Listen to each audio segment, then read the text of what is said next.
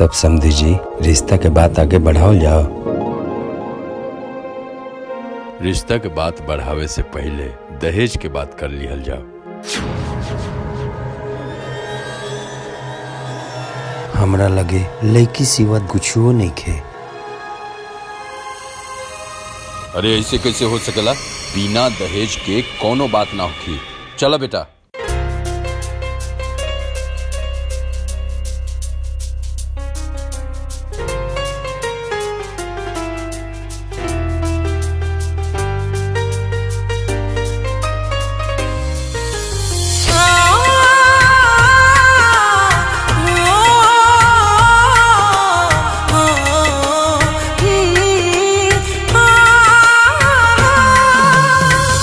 किस्मत में हमानी के प्यार ना रहे, विधनों के शायद स्वीकार ना रहे।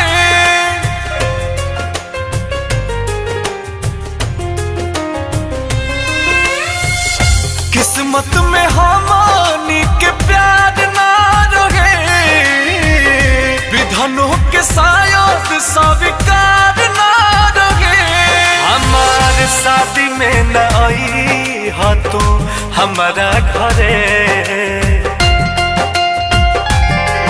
जब साथ देवे के नारा है तब प्यार काहे के कैला तू।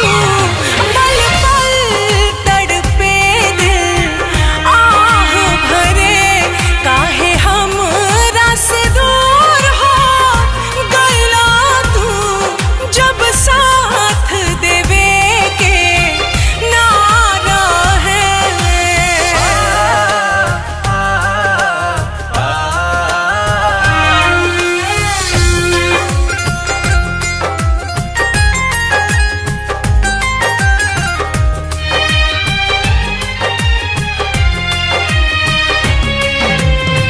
होके तोहर भइली ना प्यार राजो कम बा, एही बात के सोना दिलवा में गम बा। जानू जानू गईनी मिलल के हो प्यारी की राहे, मतलब के खाली हमसे यारी। आजो तोहरा के छोड़ के दिल ना करे,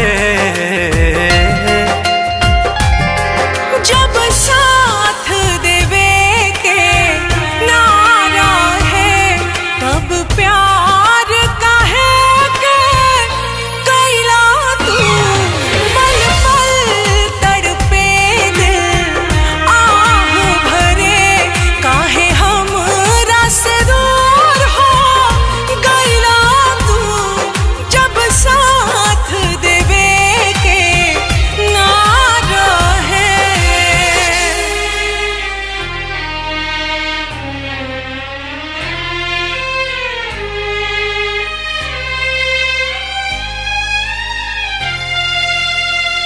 दुनिया लुटल और फुटल बा नसीब हो, ना तके हो तोहरा से रहे ना करीब हो। कलेजा बतिया तोहार गोली दागे, ए राजा अंकुश न माना बापा लागे। बड़ी होला अफसोस बोस जिए की मरे।